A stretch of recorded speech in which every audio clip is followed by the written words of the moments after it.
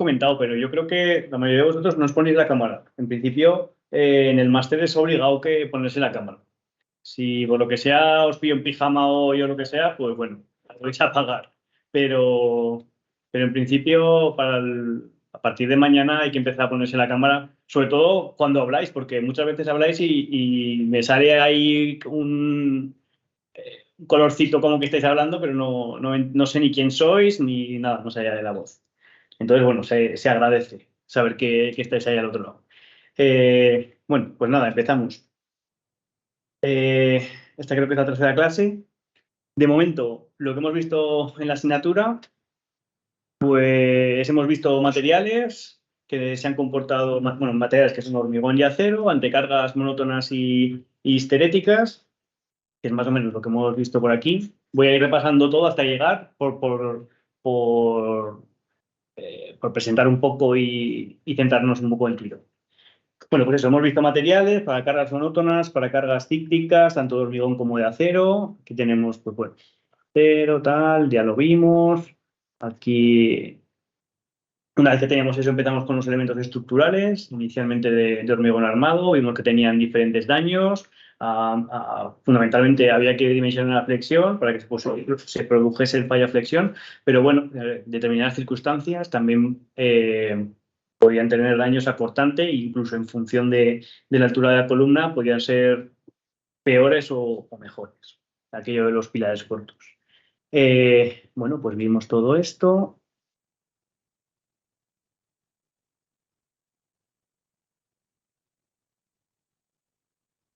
Vimos también cómo se comportaban los nudos entre vigas y pilares. Vimos que en caso de hormigón armado, pues fundamentalmente tenían un fallo acortante y por tanto frágil. Había que evitarlo en la medida de lo posible. Y aquí su modelo. A mí me importa poco. Vimos también muros acortante o mantillas acortante. Bueno, pues vimos que tenían bastante menos ductilidad de lo que tienen las columnas. Y a partir de aquí pasamos a el comportamiento cíclico de los elementos estructurales del hormigón armado. Voy a cerrar aquí.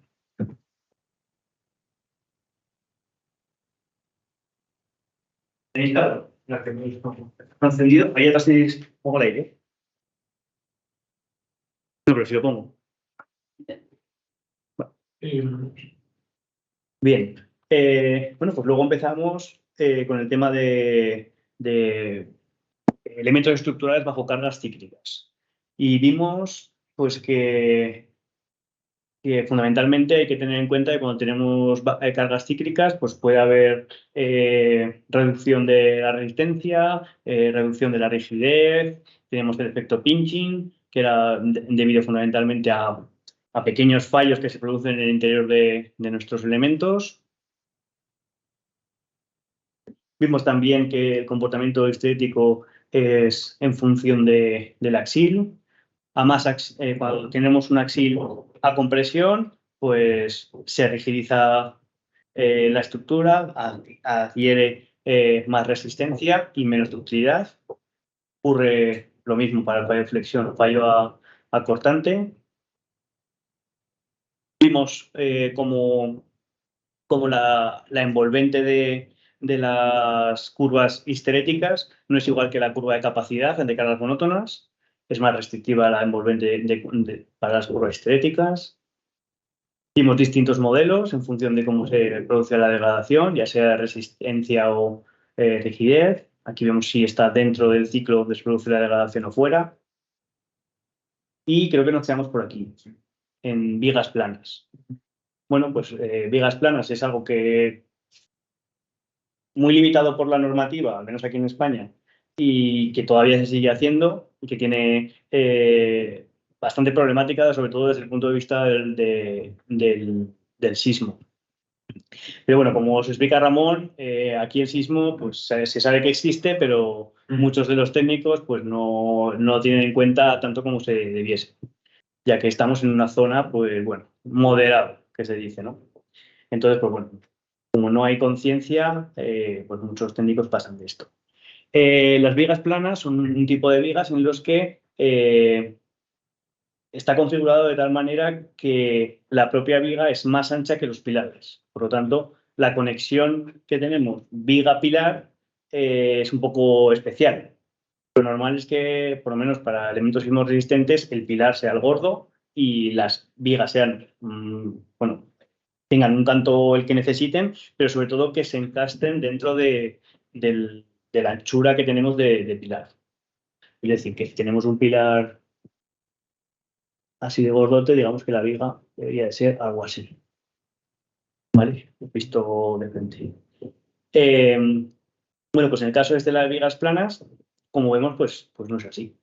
Y esto tiene, pues bastantes inconvenientes, como son la reducida rigidez lateral, lo que hace que los pórticos sean muy deformables horizontalmente, es decir, que sean muy flexibles,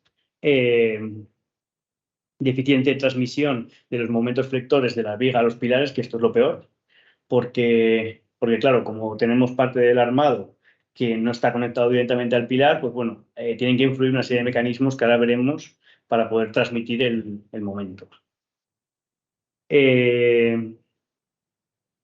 Quizás, bueno, en el departamento tiene bastante historia haciendo ensayos de este tipo de elementos. Aquí vemos el setup de uno de los ensayos que hizo pues, Amadeo con el equipo anterior, yo aquí no he participado, donde tenemos una conexión de viga plana con columna a la cual se le está aplicando una carga horizontal. Ya tenemos aquí el actuador, izquierda y derecha. Estos son, si no recuerdo mal, son ante cargas cíclicas, pero no dinámicas. La diferencia entre cargas cíclicas y dinámicas, ¿cuál sería la diferencia? Si tenéis algún concepto con respecto a esto. Sus repeticiones son constantes, más o menos, ¿no? ¿Perdón? Las repeticiones de las cargas cíclicas son constantes. En una dinámica no puede aumentar o disminuir la fuerza. Bueno, esa puede ser una diferencia, aunque en cargas cíclicas también podemos hacer una carga aleatoria. No tiene por qué ser, incremental, por ejemplo, que es lo habitual. Pero lo que hay que tener en cuenta es que cuando tenemos una carga dinámica, pues afecta el amortiguamiento. En cambio, en una carga cíclica se considera que la aplicación de la carga es lenta y, por tanto, la propia estructura no se produce el efecto del amortiguamiento. Entonces, bueno, en este caso teníamos para cargas cíclicas, bueno, pues este es el setup, que esto es como se hizo directamente la estructura, pero en definitiva es como si ponemos aquí, pues, un carrito, otro carrito, y aquí otro carrito así. De tal manera que cuando empujamos, por ejemplo, de izquierdas a derechas, pues tendríamos una deformada alrededor, más o menos como así. A ver. Así. Sí. Este se nos habría movido, este se nos habría movido, y tendríamos algo así. ¿Vale? Y este, bueno, aquí también se le puede poner un carrito. ¿Vale? Y esto sería, pues, nuestra regla. Bien, pues, esto sería hacia el lado izquierdo y lo mismo va hacia el lado derecho, lo único pues que se nos cambiarían donde tenemos compresión, sería tracción, en la parte de arriba, por ejemplo, aquí tenemos las tracciones, ¿no? Y aquí tenemos compresiones. En este setup, pues aquí tenemos cuál es el comportamiento estético de esta conexión. Vemos que es una conexión, como hemos adelantado anteriormente, que va perdiendo resistencia conforme se van realizando ciclos, ¿no? Aquí tenemos el máximo y aquí va perdiendo bastante. Tiene mucho pinching, como vemos aquí, y va perdiendo rigidez también. Empezamos con una rigidez que sería esta y terminaríamos bueno, con esta o esta. Sería intermedia. ¿Y qué más podríamos comentar? David, ¿a qué decías que se debía el pinching? Me acuerdo que lo comentaste en la última clase. El pinching, por recordarlo, se debe sobre todo a alteraciones que se producen dentro del propio elemento por degradaciones. Pues, por ejemplo, puede deberse a deslizamiento de las barras de hormigón. Puede deberse a la fisuración debido a los ciclos. Creo que explicamos que era algo así, ¿no? Tenemos una ménsula y aquí una carga de arriba abajo, ¿no? Pues al principio se nos fisurará esta parte y cuando deforma de este modo, fisura arriba. Pero claro, hasta que no vuelve a la su posición inicial, no conseguimos cerrar estas fisuras. Y entonces, claro, la posición inicial, el desplazamiento sería llegar a esta vertical. Entonces, toda esta zona de aquí, como no tiene ese apoyo en hormigón, pues bueno, pues se traduce en cortante de desplazamiento como una pérdida de resistencia en esas zonas. ¿Vale? Una pregunta, David. ¿El pinching sería la zona central, entonces? Perdón. ¿Te refieres a la zona central de esto? De la gráfica, sí. Esto de aquí, sí. O sea, se supone que si la estructura no tuviese pinching, lo que ocurriría es que imaginemos que tenemos un ciclo grande, que sería, por ejemplo, hasta aquí, y cuando volviese, debería hacer así. Pero claro, como estamos teniendo este daño que se está produciendo, pues claro, su capacidad de resistencia en la zona, digamos, oiga, ya lo he borrado, en la zona puedo dibujar, sería, sí, así. En esta zona de aquí, como hemos dicho, pues no adquiere la resistencia suficiente hasta que las grietas no se cierran. Es que, claro, en los suelos, por ejemplo, el comportamiento dinámico, el comportamiento bajo en ensayos cíclicos en los suelos, claro, no se observa eso, o por lo menos yo no lo he visto, desde luego. Claro, es más, entiendo ya que es cosa, claro, de una estructura, o sea, de hormigón o algo así, por el tema de la microfisuración o por lo Claro. que sea. Yo creo que en suelos lo que ocurrirá es que al final se vuelve, o sea, que los granos se organizan. Sí, pero no se ve ese pinching así tan, bueno, depende del suelo también, claro. Yo creo que como no tienen tanta resistencia como estos materiales, pues no, a lo mejor no es tan marcado, no es tan evidente, ¿no? No sé. Yo creo que estará más relacionado con que al final esto es un sólido rígido al cual le quitas material. Y entonces, hasta que no vuelve a cerrar esa fisura, no ejerce esa resistencia que le falta. Ya, En cambio, los suelos, entiendo que yo no tengo ni idea de suelos, aparte de lo que he visto en la carrera. Entonces, imagino que se reorganizarán las gravas o lo que sea y ejercerán ese cortante, ¿no? Que imagino que es lo que se suele medir. Ya. Vale, ¿alguna cosa más? No. Bueno, pues el pinching, pues bueno, lo que hemos visto aquí, por recordar, tenemos aquí este es el ciclo que debería de ocurrir si aquí no se produjesen esas fisuras y el que realmente se produce debido a que tenemos ese daño. Vale, yo creo que esto está. Bien, pues aquí imágenes, ¿no? Este tipo de estructuras, pues bueno, se observa claramente cómo tenemos fisuras a cortante en la zona central, que a esto se le llama spandrel beam, que ahora veremos lo que es, quizás. Bueno, tenemos esto en mente, este tipo de fisuras, y a ver, vamos a coger una imagen, esta. En el comportamiento de este tipo de vigas planas, con la conexión al pilar, pues hay que tener en cuenta que hay como tres zonas. Una primera zona y en la que siempre, a partir de la cual los momentos se pueden transmitir perfectamente desde las vigas planas a los pilares, aquella en la que las barras que tengamos, pasan directamente por el núcleo del pilar. Ay, qué mal.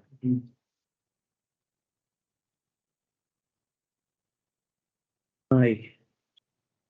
Bueno, más o menos. Y tendríamos una segunda zona, por esta que me se ve bastante mal, donde serían aquellas barras. Yo creo que se puede ver mejor. Es que no, porque había aquí una imagen mucho más fácil.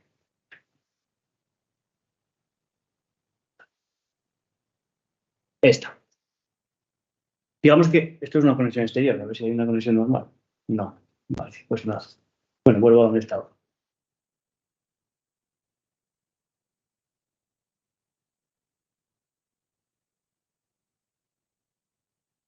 La dirección. Aquí o aquí. Bien, pues tenemos unas barras que van por el interior, que son estas, ¿no? Por el interior de la columna.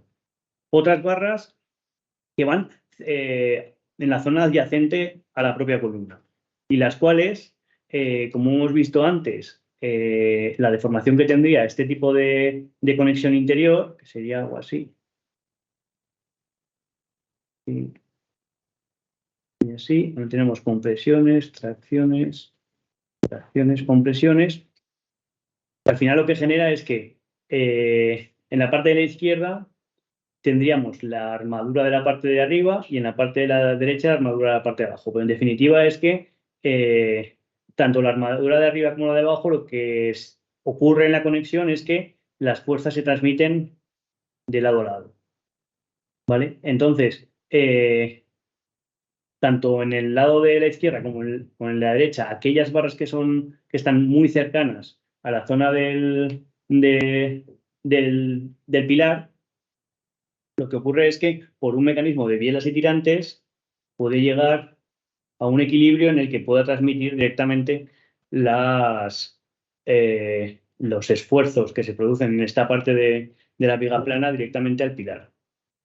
Entonces lo que ocurriría es que transmitiría el esfuerzo que tenemos aquí, digamos vertical, lo transmitiría pues como máximo a 45 grados y luego lo que nos saldría es una zona de tracciones para las barras que tendríamos en sentido perpendicular. ¿Vale? Así llegaría a un equilibrio en el que este tipo de barras puede transmitir directamente al pilar. Pero nos quedarían el resto de barras exteriores a la zona, como vemos aquí hemos partido las zonas, ¿no? Pues en las zonas exteriores nos quedarían otras barras que su única manera de transmitir el momento a la propia columna es a partir de un mecanismo de torsión que tendríamos en esta sección, más o menos. Vale, en esta y en esta. De tal manera que lo que ocurriría es que la transferencia de esta fuerza o de estos momentos al propio pilar dependería de la capacidad que tengan las barras que están en esta zona exterior y la capacidad de torsión que tenga esta sección. Es decir, que se comportaría como si fuese un muelle en serie.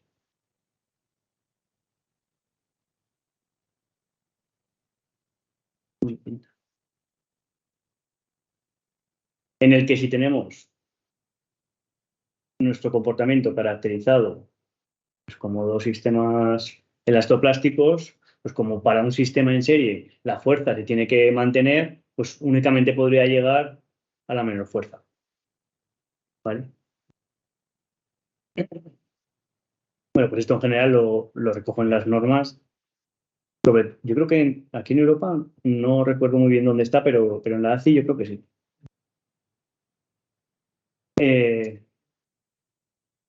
Se ve, ¿lo veis? Sí, en el ACI vale, sí, es en la ACI. Bueno, pues es un poco para que entendáis el mecanismo que tiene de transmisión de este tipo de vigas a columna. Pues que no todo se transmite. De hecho, cuando se colocan algas extensométricas en todas estas barras, que aquí sí que hemos hecho ensayos de este estilo, lo que se observa es que la distribución de tensiones a lo largo de toda la anchura de estas vigas planas es algo como así. Donde la zona central sí que plastifica, mientras que la zona lateral las barras no llegan a plastificar. Porque al final el mecanismo más restrictivo ha sido la propia resistencia cortante que teníamos ahí. Si se arma suficientemente bien la zona que tenemos aquí a torsión, pues claro, llegaría un momento que conseguiríamos que efectivamente todas las barras pudiesen plastificar perfectamente. Y con ello, pues la disipación de energía aumentaría bastante. Pero bueno, lo común suele ser esto y se suele ver este tipo de cosas. En el departamento también hemos analizado conexiones exteriores, como la tenemos aquí en la figura. Vemos que lo que tenemos es un actuador, igual que teníamos antes, izquierda y derecha, y aquí una situación de apoyo con carrito y apoyo sin deslizamiento. De esta manera, pues bueno, pues igual. Y aquí se puede decir que hay otro carrito. De esta manera, pues bueno, esto se desplaza así y este llega aquí y ahora como vimos algo así. Esta sería la deformada. A mí la verdad que me gusta mucho ver las deformadas porque al final con la estructura deformada pues ya sabemos dónde se producen compresiones, tracciones y todo lo que queda. Esto es un poco por recordar qué es lo que puede pasar con este tipo de ensayos. Bien, pues aquí tenemos la ley histerética que produciría este tipo de conexión y lo mismo. Pues pierde resistencia muy rápidamente. De hecho, fijaos que aquí te pone que es el punto de fallo, es decir, que para utilizarlo como herramienta de diseño solamente podríamos llegar hasta esta ductilidad, que fijaos que prácticamente no llega ni a 1. ¿Vale? Si con ductilidad sería delta última partido de delta I, y si esto es delta I, más o menos, esto es, bueno, delta última, no, si a veces se considera esto, o a veces simplemente se considera la delta plástica. Vale, bueno, pues considerando la ductilidad como delta última partido de delta I, pues no llegaríamos a 2, y considerando la ductilidad como delta plástica con respecto a delta I, pues no llegaríamos. Lo mismo ocurre con las rigideces, que empezamos con una rigidez alta, pero bueno, poco a poco vemos cómo va variando, o sea, bajando. Y en este caso, pues vemos que la capacidad en una dirección es completamente distinta de la otra. ¿Vale? Simplemente es para que os vayan sonando distintos leyes estéticas que tienen pues, de distintos conexiones o elementos estructurales, etc. Y bueno, vemos también que, por supuesto, el pinchen es súper adhesivo. Aquí es como quedó la conexión. Comentar aquí que al ser una conexión exterior, pues claro, el gran problema que tiene esto es que las barras que están ancladas, pues llega un momento que deslizan porque el anclaje no es suficiente. En cambio, con las conexiones interiores, como la armadura es continua, pues consiguen tener más resistencia. Ahora, pues aquí les traemos un setup de un ensayo dinámico. Aquí lo que hacemos es, o lo que se hizo, mejor dicho, tenemos nuestra estructura, que es esta. La tenía aquí buen curso. Tendríamos aquí un apoyo.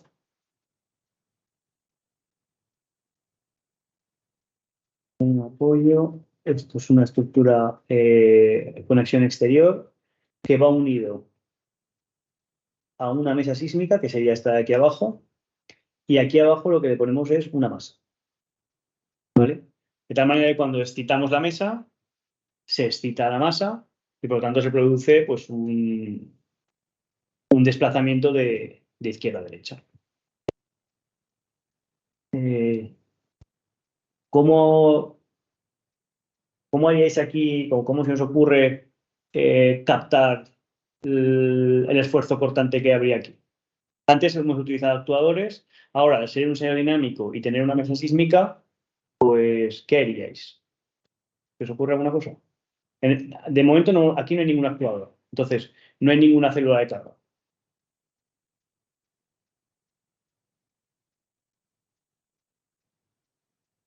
Disponer de algún acelerómetro o algo así. Muy bien, eso es. Sí, sí. Como tienes la masa, pues aquí le pones un acelerómetro y el cortante, pues la fuerza es igual a masa por la aceleración que tengas. El único problema es que aquí dentro estamos metiendo el amortiguamiento. ¿Vale? En caso de si pudiésemos poner alguna célula de carga, eso nos lo quitaríamos, porque sería la respuesta final. Por ejemplo, entre la masa y el propio elemento. Vale. Bueno, pues esto es el ensayo dinámico de una conexión exterior, que se parece mucho a lo que habíamos visto antes. Yo creo que con lo que hemos comentado antes es suficiente. Lo mismo que hemos comentado antes con el tema de las conexiones interiores, pues aquí también se produce, hay dos, digamos, tres zonas, la que conecta directamente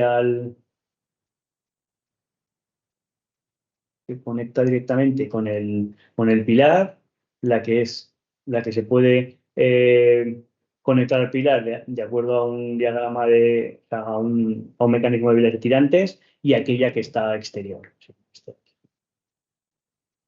¿Vale? Misma manera de entenderlo. Bien, aquí en España también es una solución muy habitual los forjados reticulares y losas planas. Normalmente pues tienen este tipo de configuración. Si son forjados reticulares, que sería el de la derecha, pues observamos como en la parte de la conexión con el pilar, pues se colocan pues unos ábacos que pueden ir con o sin capiteles, como vemos aquí a la izquierda. Y vuelve a tener las mismas características que las vigas planas. Son estructuras que son muy flexibles, por tanto tienen una deformación lateral pues muy alta, tienen limitada capacidad de disipación de energía y en general son frágiles porque el tipo de rotura que tienen pues vuelve a ser lo mismo. Igual que teníamos en vigas planas, pues se produce ese torsor que en las spandrel beam que hemos dicho antes, que son aquellas que van en esta dirección, en dirección perpendicular al movimiento, y que normalmente pues en los libros lo suelen citar como si fuesen punzonamiento. ¿Vale? Porque al final es una rotura cortante o una rotura debida a tensiones tangenciales, que es una mezcla entre cortante, torsor, en fin, todo lo que produce eso. Y como tal, al final lo que se produce es un mecanismo de rotura que rompe frágilmente el hormigón y de ahí que sea tan peligroso. David, disculpa, Sí. hola, como comentaste ahora que se genera un torsor allí en la conexión viga-columna, según Sí. estos ensayos que presentaste previamente, ¿en qué zonas se estarían dando ese efecto de torsión, digamos, significativo? No se va a ver, porque al final, a ver, por ejemplo, en esta. A ver,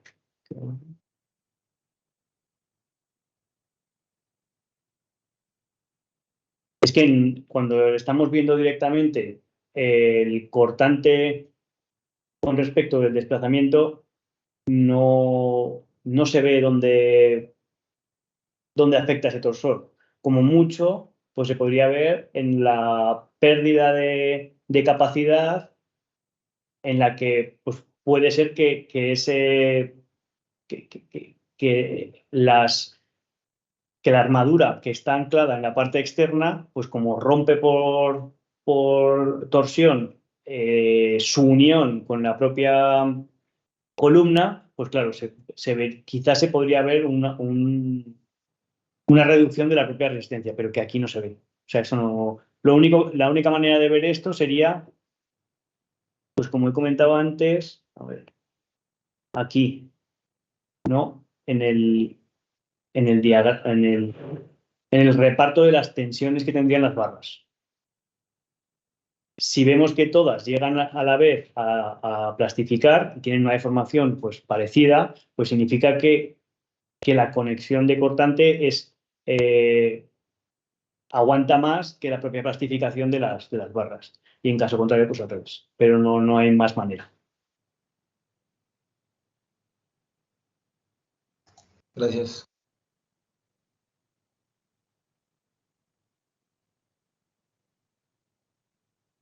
Vale. Bueno, sí, funcionamiento. Fragilidad excesiva de forma lateral, limitada capacidad. ¿Vale? Bueno, pues aquí también se han hecho ensayos y que tienen pues un comportamiento pues muy similar. Ante cargas estáticas, ahora lo vemos, y lo mismo. Pinching, pérdida de resistencia muy rápida, ductilidad muy baja. ¿Qué más hemos dicho? Rigidez, cambio de rigidez. En este caso no se ve tanto, pero también hay cambio de rigidez. Y bueno, yo creo vamos, que es lo mismo. Y aquí, pues bueno, se ven los típicos fallos de cortante, siempre con fisuras entre 22 y 45 grados. Y lo mismo para un ensayo de pilar exterior, o sea, de conexión exterior, lo mismo. Volvemos a tener el pinching y las. Aquí se ve un poco menos la pérdida de capacidad.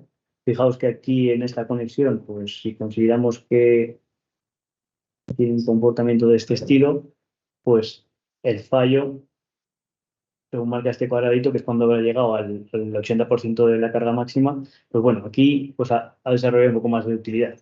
También eso depende del ensayo y el armado que tenga, etc.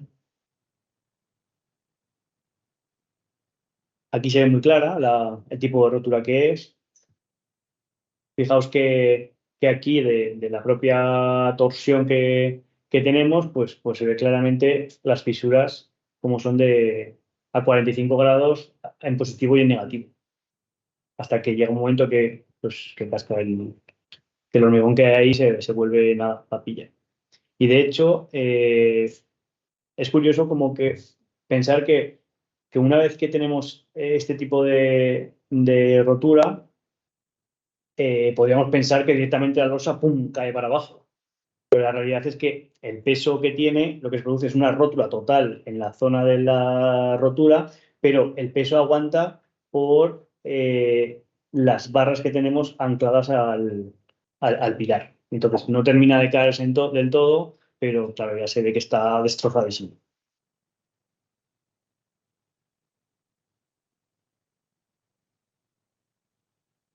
Bueno, esto es lo mismo. Aquí es la manera de volver a explicar cuáles son las que tenemos ancladas en el propio pilar, aquellas que pueden desarrollar un mecanismo de vidas y tirantes y aquellas que son externas totalmente. Sin meternos en más detalle. Se hicieron ensayos ante cargas unidireccionales y bidireccionales de un tipo una estructura de forjado reticular con 3 pilares bueno, vamos a ver el vídeo y os lo explico desde ahí.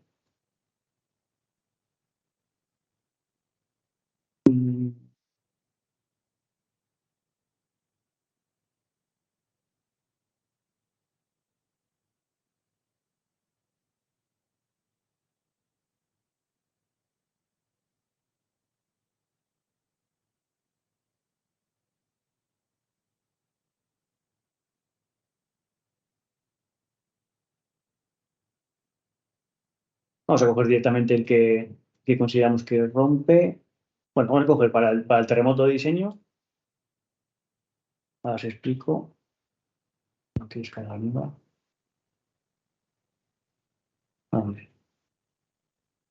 Bueno, pues esto fue parte de mi tesis, además.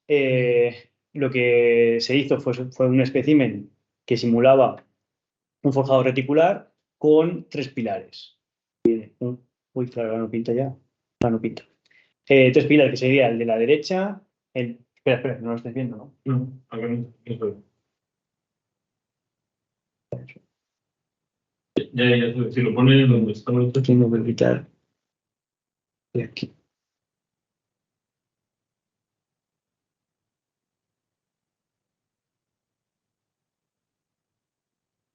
Ah.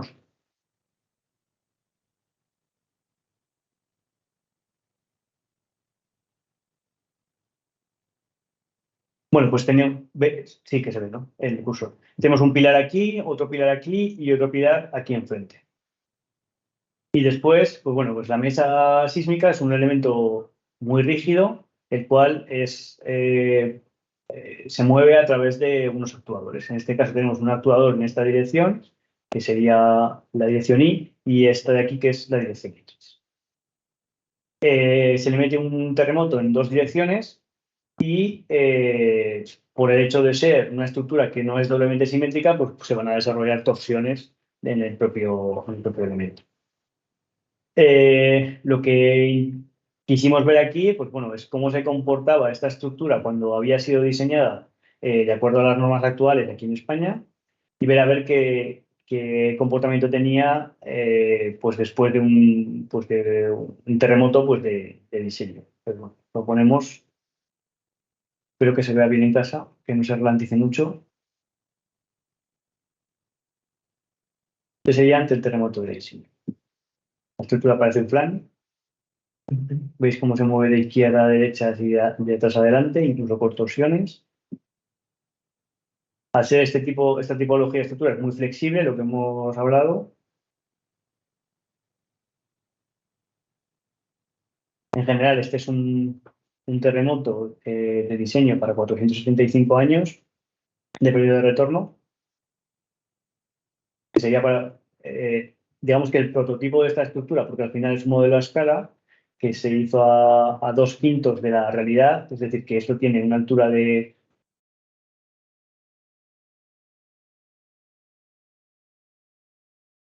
la nota. El hecho de hacer modelos, pues es fundamental entender que no se puede reducir todo lo que se quiera, porque al final el modelo está construido con un material que es dependiente de ese tipo de reducciones. Es decir, que el hormigón que estamos metiendo en la estructura, pues hay que reducir su árido y por tanto llega un momento que ya no tiene sentido. O lo mismo con las barras de acero que se le mete en un modelo a escala. Pues si tenían que ser un Fi 20, pues se llegó a poner un Fi 8. Pero claro, un Fi 6 ya no se comporta igual que un Fi 20. Entonces, pues bueno, que tiene una serie de limitaciones y que no se puede escalar todo a la perfección. O sea, escalar todo a una escala muy pequeñita. David, sí. el ensayo no dura mucho, ¿no? El tiempo del ensayo no dura mucho. Bueno, es lo mismo que el terremoto. El tiempo del ensayo es 1 minuto. Quiero decir que los ensayos cíclicos sí que son más largos, o sea, no son tan cortitos como los dinámicos. Bueno, al final el dinámico, si tú quieres reproducir una historia de un terremoto, pues es lo que dura el terremoto, no tiene más. Ya. Lo que dura el terremoto y puede ser que incluso sea corte, porque si el modelo está a escala, eso afecta también. Pues claro, en este caso, por ejemplo, me parece que salen las cuentas a la raíz del tiempo total real, ¿sabes? Ya. No sé si en alguna asignatura veis el tema de reducción de modelos, pero bueno, en análisis dimensional, los que hayáis visto en la carrera de análisis dimensional, se hacen este tipo de cosas. Pero sí, de todas maneras también un ensayo cíclico no es tan rápido como esto, no se aplican las cargas con esta velocidad. Sí.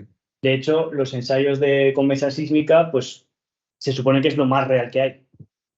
porque al final estás teniendo en cuenta la velocidad de deformación, no solo la deformación, sino la velocidad de deformación que tienen los elementos y todos los efectos de pinching, de fisuración, en fin. En principio se siente que es lo mejor, pero claro, también es lo más caro. Claro. En este en concreto, bueno, vemos aquí cómo está preparado, pues es un forjado, ¿no? Con los 3 pilares. Arriba se intentó, digamos que la estructura era una altura y media y una crujía y media en la dirección perpendicular. A ver si puedo dibujar.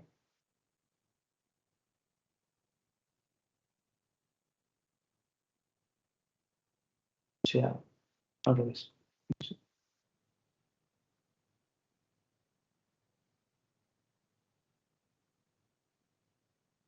No sé qué he hecho.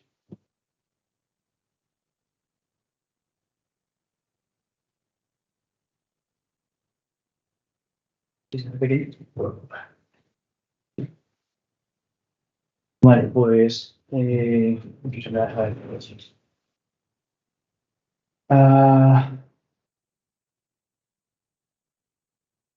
ver qué colapso yo con esto. Aquí me deja dibujar, ¿no? Bueno, luego os lo dibujo, ¿vale? Cuando pongamos otra representación, que si no, se me complica el tema. Vale, bueno, vamos a ver para un terremoto de 2500 años.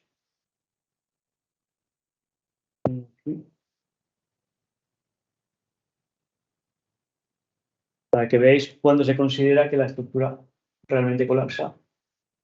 Sí.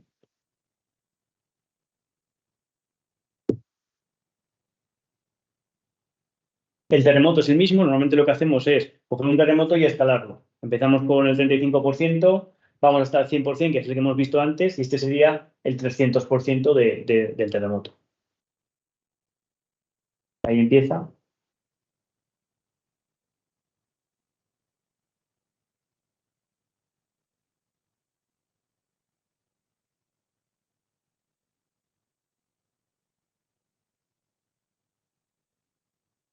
Fijaos que en ese golpe, pues ya están ahora. Pum. Ahí es donde se ha colapsado la estructura directamente. Se han formado todas las rótulas. En este caso, pues no debería ser como así como se comportasen los edificios, puesto que lo que ha ocurrido es rótulas en arranque de pilares y rótulas en la coronación del pilar. Y por tanto, pues sería un mecanismo de planta débil. ¿Vale? Pero vamos, que es lo habitual que ocurra con este tipo de estructuras. Y luego, si vemos lo que ocurrió en la conexión exterior, que es lo que estamos viendo ahora,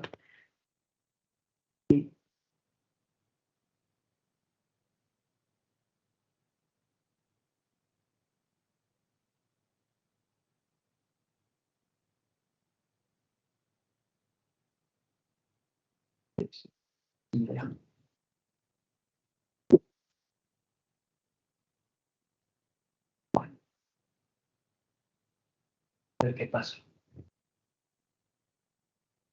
Lo configuro aquí, que ahí no veo. A ver, le damos al play y así para que se vea.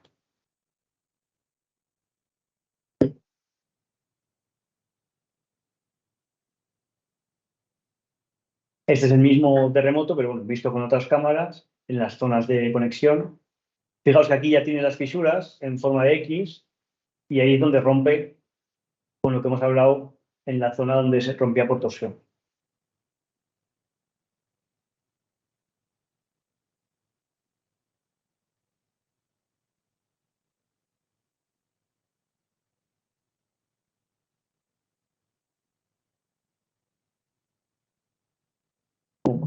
Es donde ya no da para más. ¿Veis? Fijaos cómo se mueve aquí, que está perfectamente la rótula bien definida.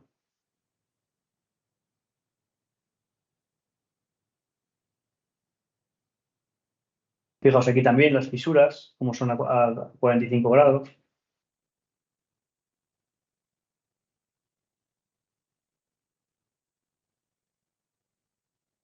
bueno, pues así es como queda. ¿Preguntas de esto?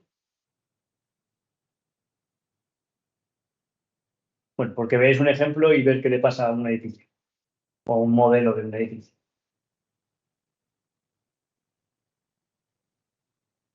Vamos. Sí, Una pregunta, ¿la normativa aquí en España sí permite toda la construcción de estos edificios? ¿O yo creo que no, pero construir se construye. Se supone que este es un tipo de edificio que se hacía pues, en los 70, 60, algo así. Pero que la práctica habitual es que se sigan construyendo. Sin hay sismo, por supuesto, porque al final es una tipología estructural que te permite grandes luces entre columnas y una distribución que no tenga que ser regular. Incluso puedes poner las columnas como quieras. Y a los arquitectos, por ejemplo, pues les gusta mucho. Por el hecho de que eso es muy versátil. Pero claro, para el tema de cargas laterales, pues es un poco bien. Aquí, bueno, digamos que en la cátedra, Amadeo, que es el especialista en disipadores de energía, pues lo que hace es combinar este tipo de estructuras con disipadores. Y entonces ahí sí que ya tiene sentido. Pero si no, la verdad que no merece mucho la pena. Disipadores lo veréis con el segundo cuatrimestre.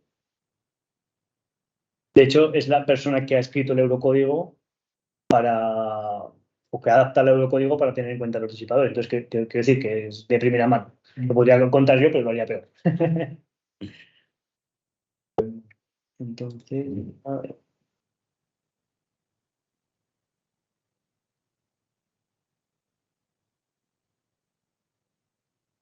Claro, correcto. Bueno, no, se ponen aparte. Sí, se ponen, o sea, tú hormigonas todo el prototipo y de hecho cuando yo lo hice teníamos 4 iguales. Entonces, fuimos metiendo diferentes terremotos a la estructura en una dirección, en 2 direcciones y viendo qué iba pasando. Una de las conclusiones bueno, que yo también que vi en estos ensayos y que se veía también en la bibliografía era que la capacidad en términos de momento se reducía en torno a un 20% al considerar 2 direcciones en lugar de 1. Ya veréis que en el diseño de estructuras, pues planteas en una dirección y luego en la otra. Pues bueno, pues hay cosas que no, que al plantearlo las dos, o sea, las dos componentes a la vez, pues que todavía hay dudas de si realmente tiene esa capacidad o no.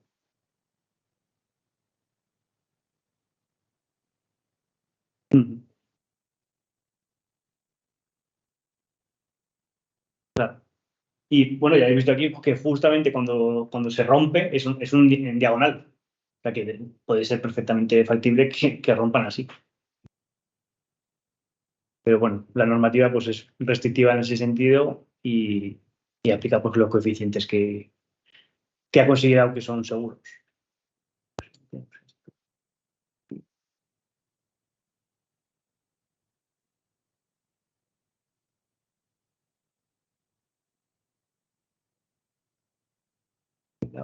Un momento que dejo de compartir, para poder hacer cosas bien. Vamos. Sí. Vale, por favor.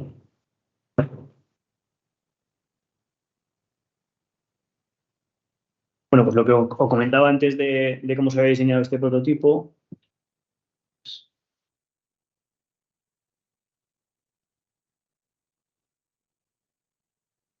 Configuración del puntero.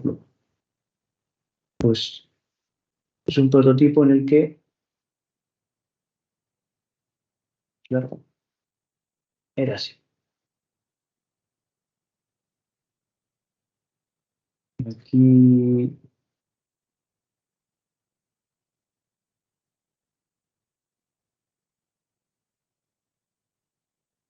lo que representa es pues una crujía y media y una altura y media. Este sería 1, este un medio. Este es 1, este es ¿Por qué? Porque cuando tenemos un edificio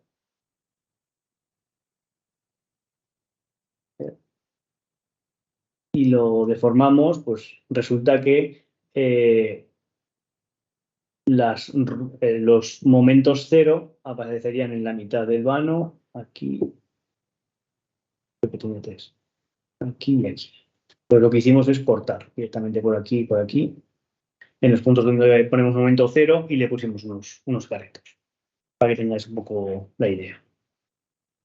Y esto por eso lo hicimos para dos direcciones a la vez y una dirección, y se observó como unidireccionalmente tiene más capacidad, cosa que es lógica también porque mientras están actuando las dos componentes, pues al final, si miramos en tensiones normales, pues veríamos que habría zonas donde están actuando las tensiones debidas a la dirección X con las tensiones debidas al movimiento en dirección Y. Bien, pasamos a otro elemento estructural, que son los muros o pantallas acortantes, que ya habíamos visto. Sí. Estos ensayos que han mostrado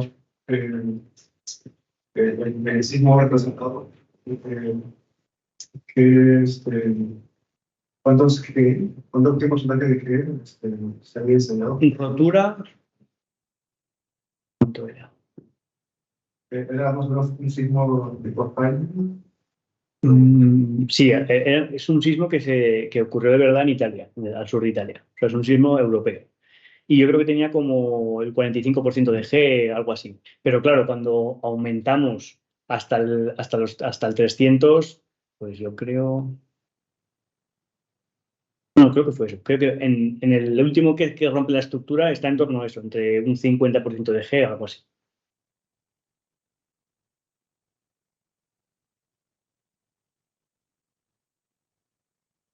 Vale.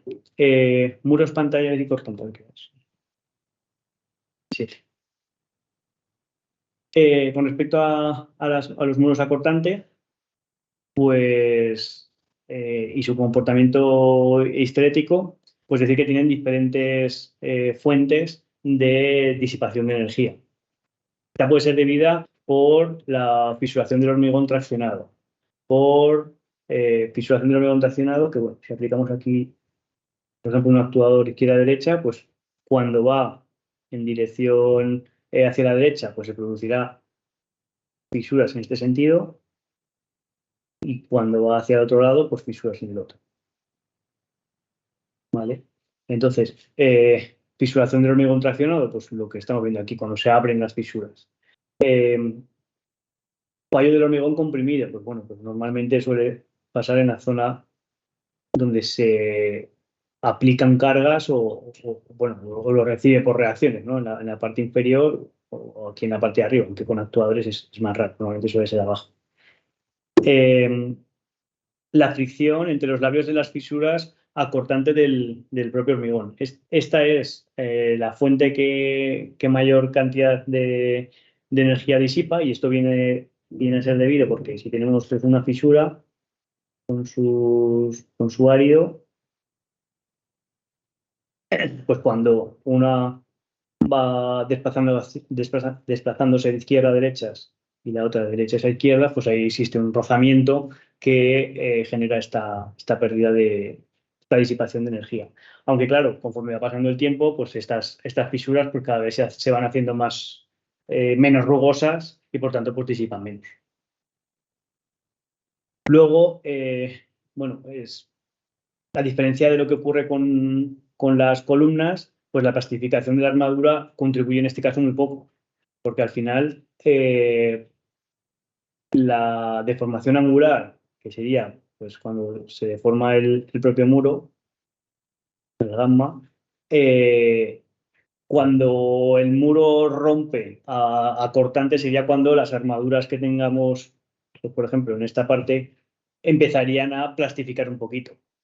Entonces, por ese motivo, la plastificación de las armaduras en este caso no afecta mucho, ¿vale? Porque al ser un elemento tan rígido y que tiene una ductilidad muy limitada, acordaos que comentamos el otro día que las columnas tenían una rotación o que es lo mismo que el gamma que hemos visto aquí, es decir, que es el desplazamiento dividido por la altura en torno a un 0,04 más o menos. Mientras que cuando vimos que bajo cargas monótonas, para los muros acortantes, el gamma estaba en 0,003. Es decir, que para que se activen las barras de forma plástica, pues necesitaría mucha más deformación que en este caso pues no llega. Y bueno, eso es un poco en resumen. Al final, lo que generan los edificios hechos con este tipo de muros, pues son edificios muy resistentes y sobre todo muy rígidos. Cuando pensamos en términos de rigidez, pues bueno, pensar que cuando tienes el espectro, pues cuanto más rígido es, normalmente suele caer en la zona que tienes más demanda. Así que, en fin. Este sería el comportamiento histerético que tendría un muro acortante bajo cargas cíclicas, que es un comportamiento histerético normal.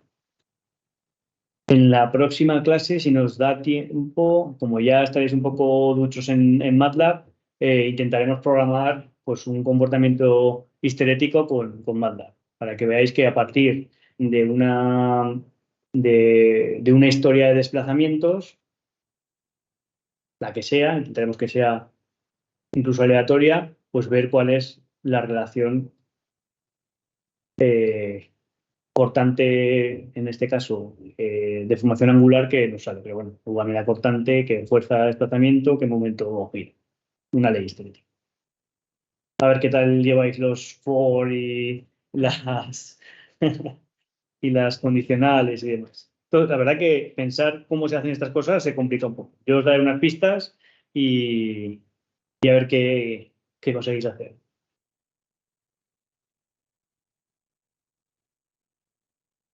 Bien, pasamos al siguiente elemento estructural, que serían los nudos, viga pilar de hormigón armado. En este caso, pues decir pues lo mismo más o menos que vimos ante cargas monótonas, pero en este caso, pues que las fisuras se producen en cruz, entre más 45 y menos 45 grados, como hemos visto en el vídeo, que se producían, pues se genera como una X.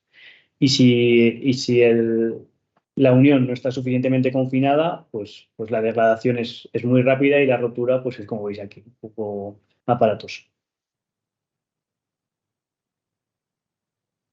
Bien, con esto terminamos los elementos de hormigón armado y pues nos metemos un poco con elementos de acero. ¿Hasta aquí alguna duda o algún comentario que tengáis?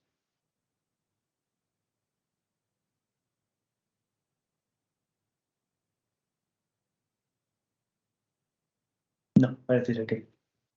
No hay efecto pinching en los números de par. No bien en las clases.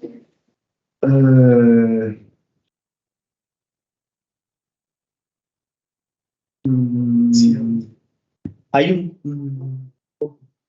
un poco, pero al ser acortante no tienes ese efecto de la flexión en el que tienes las fisuras que se abren y se cierran en el sentido de flexión. O sea, no aparecerían este tipo de fisuras.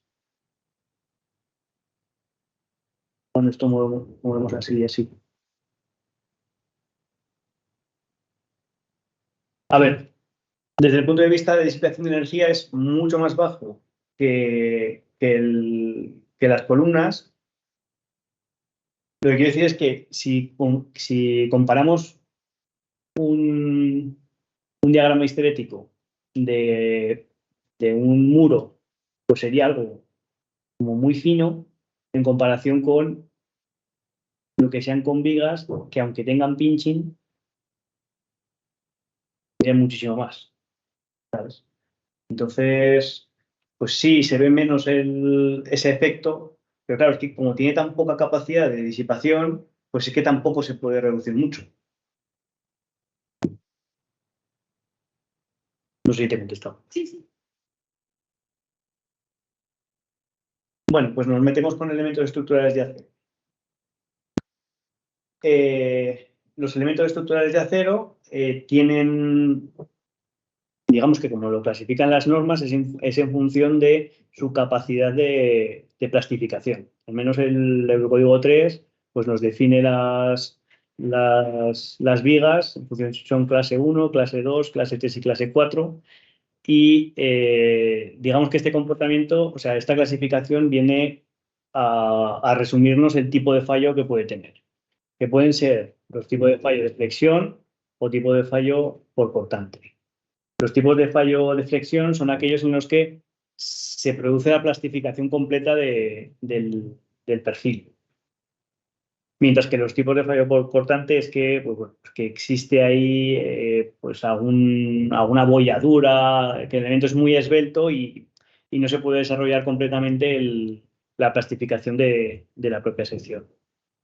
La capacidad que tienen o sea, el momento sub I, que aquí lo veríamos a esta altura, se define para las secciones con fallo a flexión, como tenemos aquí, es decir, el momento resistente por la propia bueno, por la FI, que es la resistencia, la resistencia en el yielding, ¿no? A ver, esta, que tenga el propio material. Y una vez que hemos llegado a este punto, como normalmente el acero dulce tiene un endurecimiento, pues digamos que llegamos hasta aquí y tiene aquí sube un poquito, ¿no? Pues bueno, pues este hecho de que sube se caracteriza por esa segunda pendiente. Y una vez que llegamos aquí, lo que ocurre son, pues, ya empiezan a desarrollarse fenómenos de pandeo, en el que ya sea por el propio pandeo del elemento completo o por el alabeo que pueda tener, es decir, que se le vaya la cabeza, ¿no? El alabeo es que un elemento, pues, tenemos que ser así.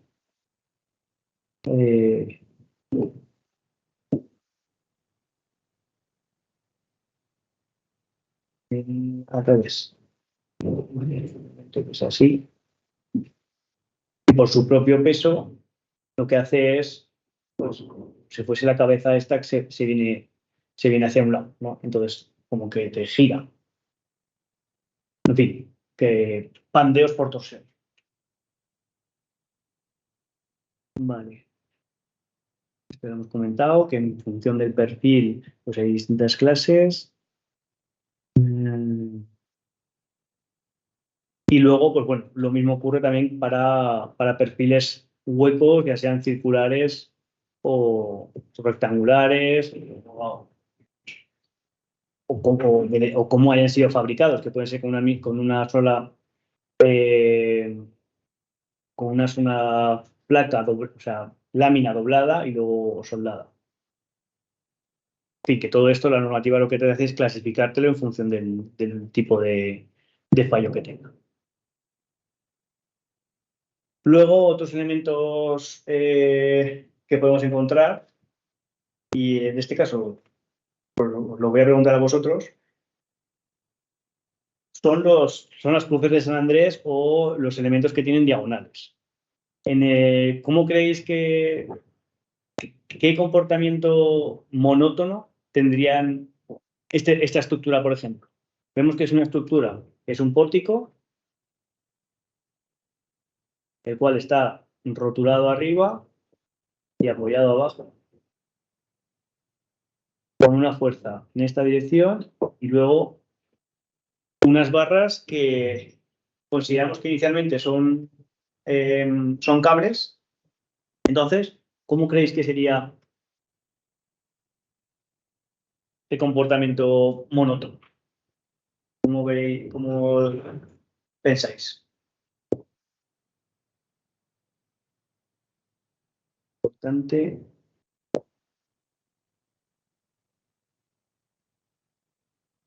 Desplazamiento. Si aquí empieza a subir la carga, ¿qué haría? Si son cables. Recuperaría. ¿Cierro? Sería el ¿Qué? equivalente a la tracción monótona del cable. No me entero. Dime. No toma nada importante. ¿Cómo nada de cortante? A ver, si tenemos esto aquí y se nos ha desplazado, ¿qué pasará?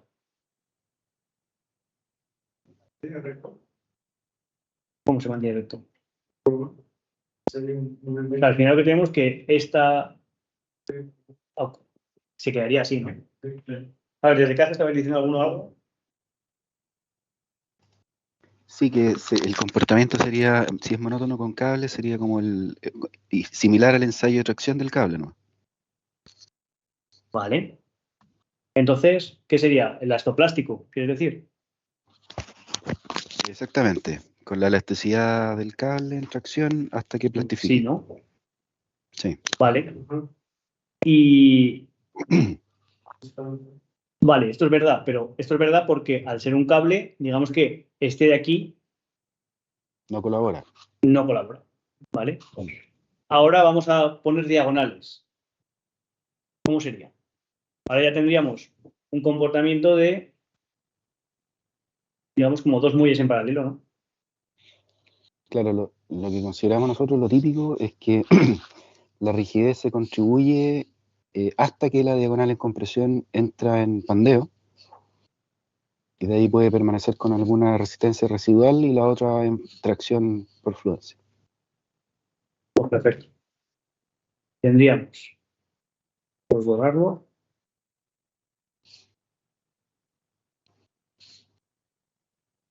tendríamos un primer elemento que sería el que teníamos antes, el que llega a plastificar, y el segundo elemento que únicamente llega hasta su tensión crítica, digamos, antes de pandear, sería así. Si estos dos los sumamos, pues esta altura la pongo aquí, tendríamos esto así, y ahora, pues bueno, conforme va pandeando, pues sigue teniendo resistencia hasta que llega a tener nada. Entonces aquí rompería, pandearía y te quedaría así. Si sumamos, pues quedaría algo así. ¿No? Que eso es lo que has comentado. Sí. Llega hasta el crítico, ¿no? Aquí le hacemos la suma y si nos queda, pues ahora sí. Pues muy bien. Aquí lo explica un poquitín. Dice que hay como dos modos de fallo. Un primer fallo en el que decimos que es el área por F sub I, o dos veces el área por la tensión crítica, que sería, pues, digamos esto. Y aquí tenemos pues los dos fallos.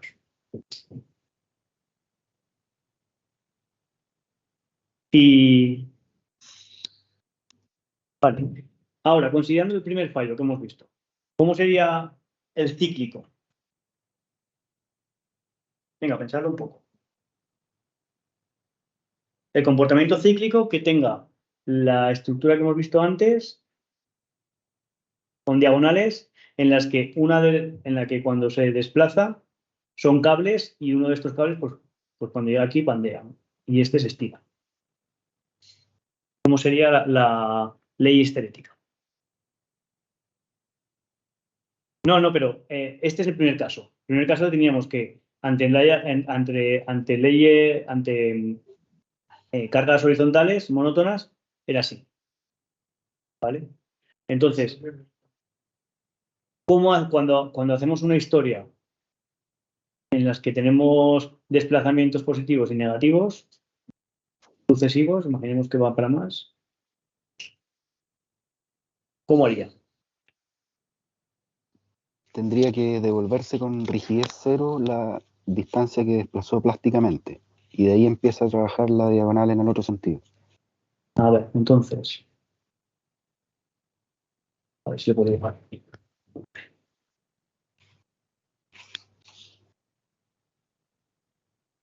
Tendríamos esto, hemos llegado, igual que antes, que llegamos hasta aquí, y ahora se tiene que devolver, pero no con... No, tendría que volver con rigidez cero, porque en el fondo todo lo que plastificó tiene, como es cable, no tiene resistencia en compresión. Y el otro cable todavía está suelto. Tiene que volver horizontal. ¿Cómo horizontal? O sea, cuando está aquí, irá perdiendo fuerza hasta que llega a cero. ¿No?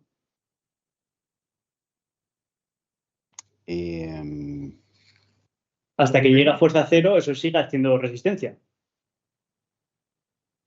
Sí, efectivamente. Y ahí, Ahora, vuelve horizontal. eso es, vuelve horizontal ¿hasta dónde? Hasta que vuelve a la posición neutra y empieza a trabajar el otro cable. Queda como una especie de... Sigue no sé, así, como dos rombos simétricos. bajamos. Ahí. Y ahí de nuevo horizontal de vuelta. ¿Y ahora hasta dónde voy? Hasta aquí.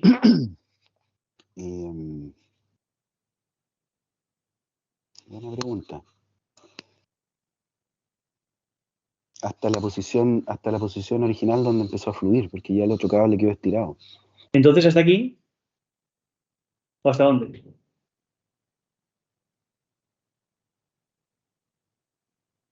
Estoy pensando. ¿Hasta dónde sería?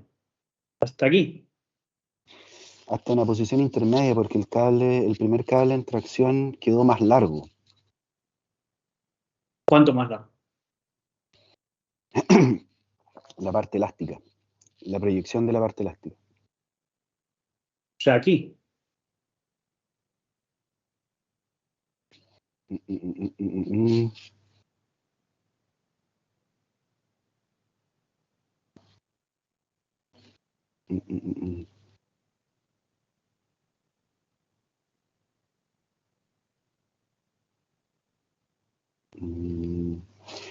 No, tendría que ser una rama similar a la plastificación que tiene en el primer ciclo. Similar a Toda la esta. ductilidad. Sí, toda la ductilidad. Y ahí empieza a trabajar de nuevo elástico. Claro. Pero sería aquí, ¿no? Sí. Eso es. Entonces, una vez que llega aquí, llegaría hasta aquí, volvería a cargar y volvería a hacer lo mismo. De aquí hasta aquí, carga, Sí. hasta aquí, etc. Es decir, que este sería el caso extremo de pinching. Porque directamente no tienes nada. ¿Veis? Por eso este tipo de estructuras pues, se considera que desde el punto de vista de disipación de energía son nada, porque al final solo disipan pues, en este rombo, luego a ver, ¿qué puedo hacer?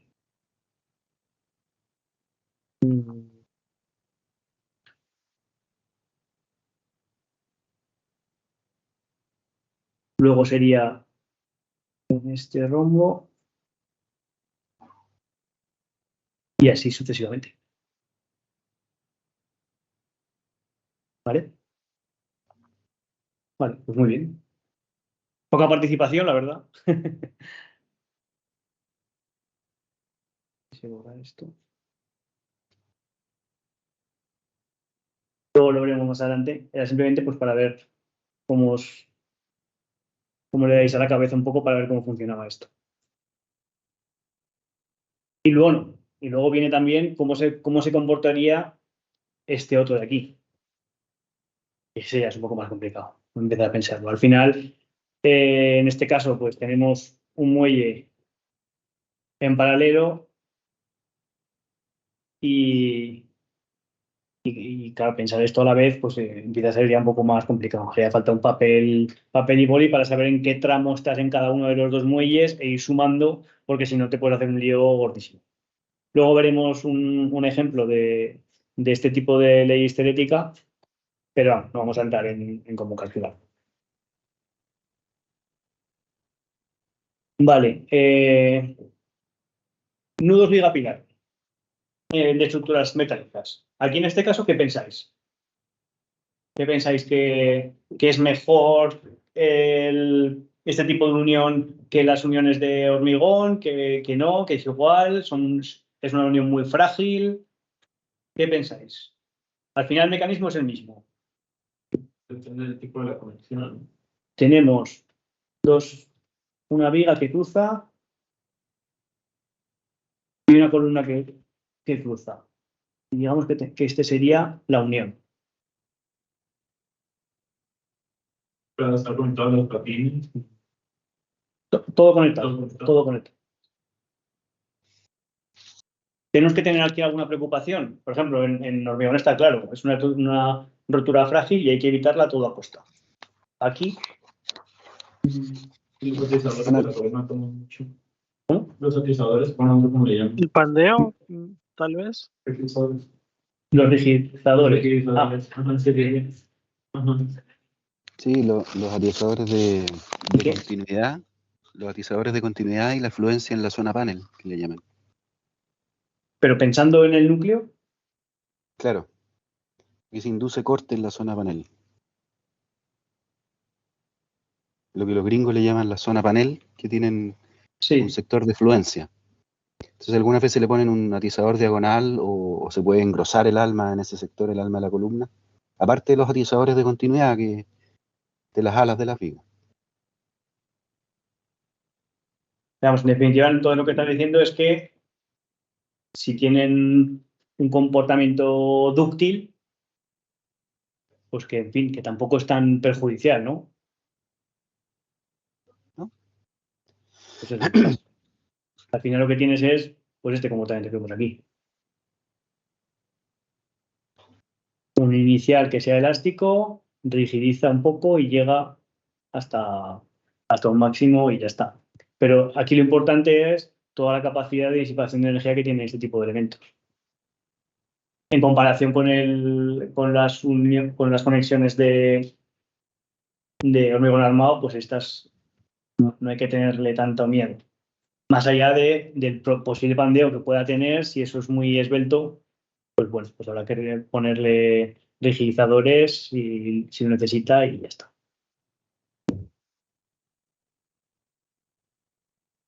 Con respecto a las vigas y pilares bajo cargas cíclicas, pues decir que se comportan exactamente igual que lo hace el propio material. Vimos que el material tenía este comportamiento en el que tenemos un comportamiento pues más o menos elastoplástico, que sería esto, ¿no? En el que existe ciclo a ciclo una rigidización del propio material. Entonces, por eso va como creciendo. ¿Vale? Y se comportan exactamente igual. Igual que hace el material, como es un material muy noble, pues los elementos estructurales, lo mismo. No tienen un tipo de rotura especial como puede tener el hombre. Aquí vemos el comportamiento bajo cargas, o sea, de diagonales, como hemos visto antes, pero bueno, que lo hemos deducido ya. Y lo que hemos comentado, que es una especie de pinching en la bestia.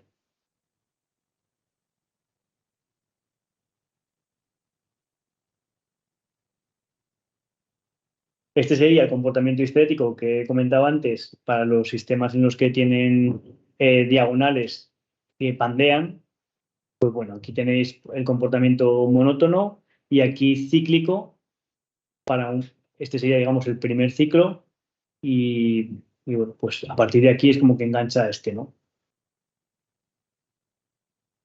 Aquí el problema que se ve es que conforme va avanzando, aparentemente disipa menos energía. Porque digamos que cada vez tiene menos resistencia el sistema completo. Pero bueno, esto es un poco complejo para verlo a simple vista. Y ya por último, pues comentar un poco la influencia de las cargas gravitacionales ante la resistencia lateral útil. en fin, la verdad es que, o sea, digamos que lo que se compara en esta diapositiva es cuáles son las leyes de momentos que tenemos ante una carga lateral y cuáles son las leyes de momentos que tenemos ante una carga lateral y una distribuida por gravedad. Pues aquí lo que dice la práctica, ¿no?, es que no influyen demasiado, porque al final, siempre y cuando no tengamos una rotura plástica que se produzca en el centro de las vigas, pues lo único que va a pasar es que en lugar de tener, como vemos aquí, que son rectas los momentos, pues en este caso simplemente pues que se adaptarán un poco a la fuerza gravitatoria, o sea, del peso que tengas encima, pero pues que no afectan en gran medida. Y bueno, esto es un poco lo que quería contar hoy. ¿Preguntas que tengamos? ¿Es posible encontrar una rotura plástica al centro de la viga? Podría ser. Si tú tienes mucho peso, o sea, si tú tienes una estructura así, que esta tiene mucho peso, te puedes encontrar un mecanismo de colapso que sea local.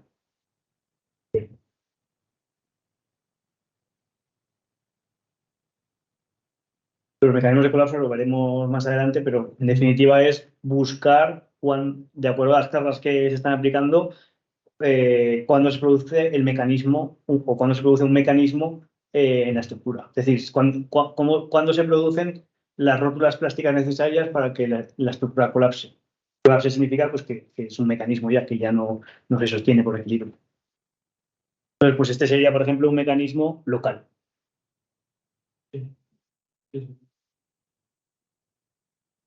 Marcos.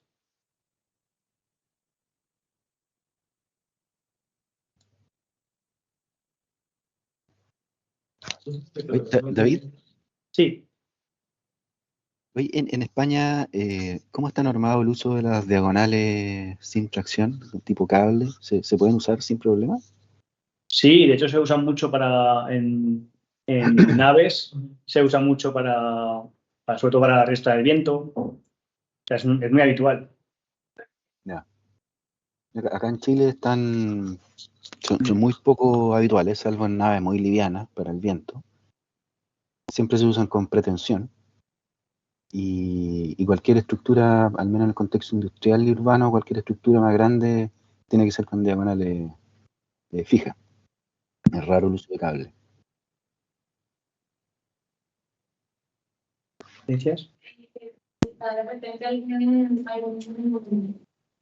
están restringidos algún tipo de, por ejemplo, las diagonales en forma de cambio, con forma de V. Que yo sepa, no, vamos. Por ejemplo, los disipadores se pueden colocar así. Hay en Chevron, por ejemplo, que sería algo así, no recuerdo mal, me parece que es como que así. Y aquí le metes el disipador. Y así, pues bueno, puedes meter, por ejemplo, aquí una puerta.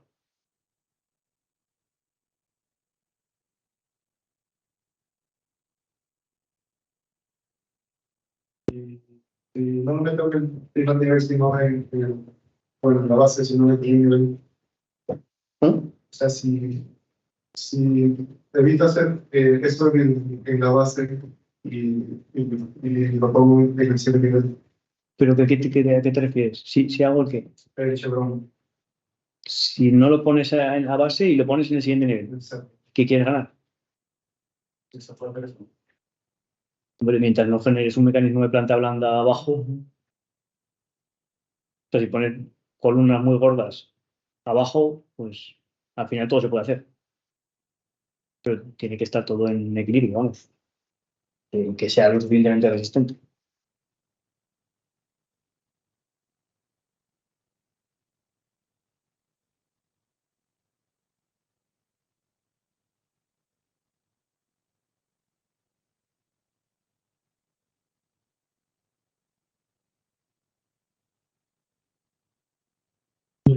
¿Luego código maneja ya porcentaje de utilidad de estructuras fijas para el estudio o todas las dos No, en función de la tipología, te permiten que lleguen a una utilidad u otra. Ok. Pues, por ejemplo, las estructuras que hemos visto aquí, tipo forjado reticular, esas no te permiten prácticamente nada. En cambio, si un sistema de pórticos ya sí que te permite llegar a densidad 3 o algo así. Bueno, que echar las cuentas en función de cómo sea exactamente el pórtico, pero sí que te permite. Sí, ok.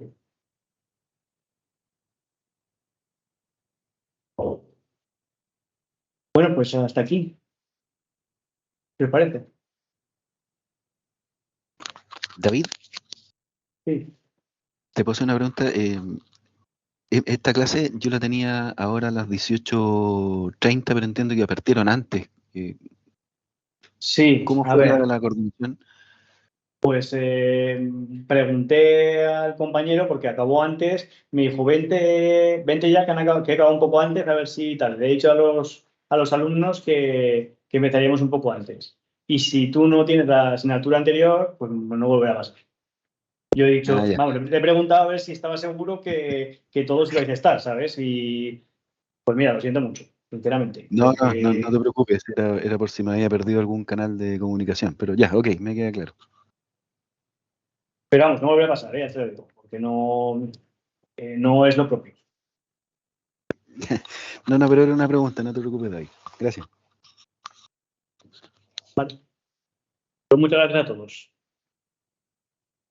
Hasta luego. Muchas gracias. Hasta Gracias. luego. Gracias. Hasta luego. Chao. Chao. Gracias, David.